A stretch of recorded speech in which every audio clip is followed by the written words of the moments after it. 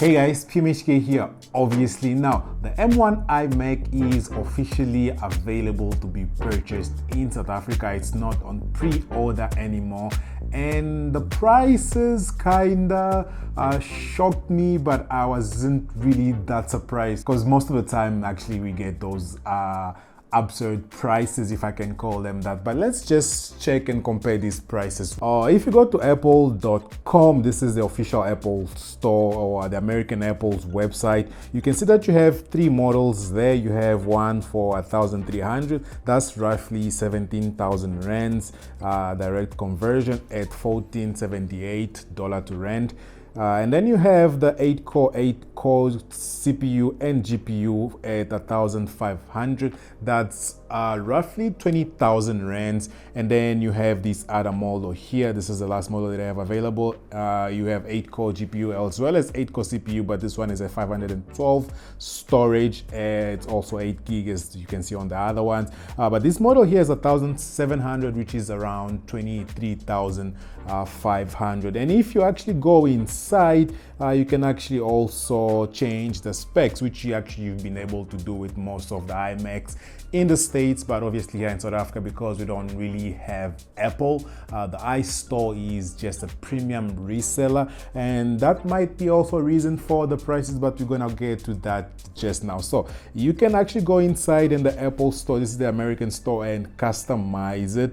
You can add it to 16 gigs, which I don't think there's any 16 gig models being sold in South Africa. You can get it up to 2 terabytes SSD storage. You can get Magic Mouse and the Magic Trackpad as well added, and this gives you around 2,600, which is roughly 35,500 rands. Now this is if you spec it out to the max, and you only be able to do this obviously if you go to the States, you buy it there, or if you maybe have somebody there who can buy it for you and bring the device in South Africa. Now if we go to the iStore prices, and as you can see also, some of the devices here are actually on back order, which means they don't have stock available that you can actually go buy and pick it up the same time. On the Apple Store on the American side, they have 5 to 4 weeks. That's if you actually customize, but if you buy a unit straight up, it's I think 3 to 4 weeks waiting period. But on the iStore side of things, you are getting it at a 4 to 6 week waiting period. Now the iMacs that are available right now you have is the 229,000 there that you can actually pick up right now, and the rest of them, as you can see, they are on back order. And also have in mind that you cannot customize these devices locally, because then again they are a premium reseller and they are not Apple Store whatsoever. Now my main concern here, or what shocked me, was the difference in prices. Now, the model that is 26,000 rand is this one here. Let's go inside and see the specs of this 26,000 rand model. This is the 7-core GPU and 8-core CPU. This is the smallest or the cheapest model you can buy here in South Africa, which is going for 26,000 rand.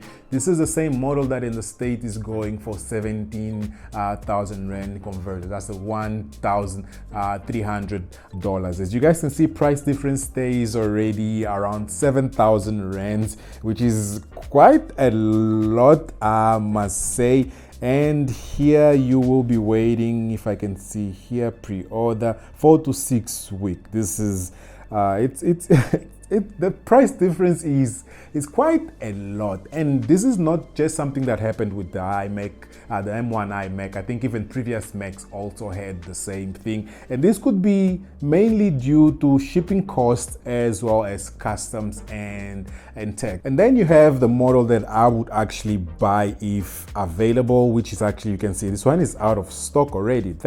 Okay, the pink, or I think this is a pink one, is out of stock. Let's check the green one, 29. This is a 30,000 rand one, and this is the 8-core CPU and 8-core GPU. This one is going for 30,000 rand, and this is the model that goes for $1,499, which is around 20,000 rand, and price difference 10,000 rands. Now that's really a lot, and I guess people that are buying Apple products obviously have the money to afford this price difference, but still I really think that is a lot. And as I was saying, this could be due to tax, custom and tax, and also the shipping. But I think iStore as a company, they wouldn't buy these Macs as we would and go straight to Apple Store and get it at the cost price. I'm pretty sure they have an agreement and they actually get it at stock price and not cost price, which should actually be cheaper because they buy a lot of them at once, which I think is actually one reason that these things should be costing much less and not 30,000. Now, the conversation that I had on Instagram with a couple of you guys that are actually following me there is that you can easily go to Amazon, because Amazon is also selling these things and Amazon can ship it to South Africa.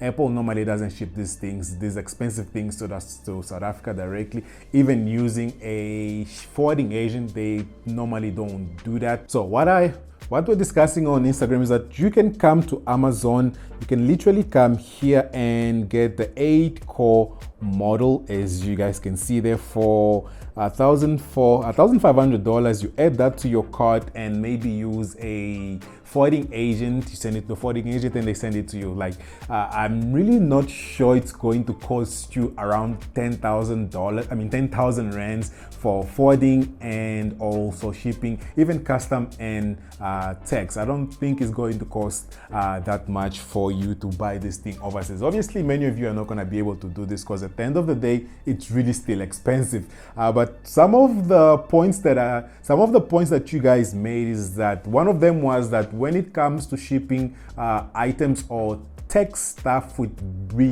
big LCD screen, the text tends to be really big, because I think some of you actually have done it before, where you bought an Apple laptop and the shipping and tax was roughly the same as buying it locally. So if that point is true, then this action would be fruitless, it will be pointless. If you can save 100 rands or 200 rands, you might as well just buy it locally and get it straightforward.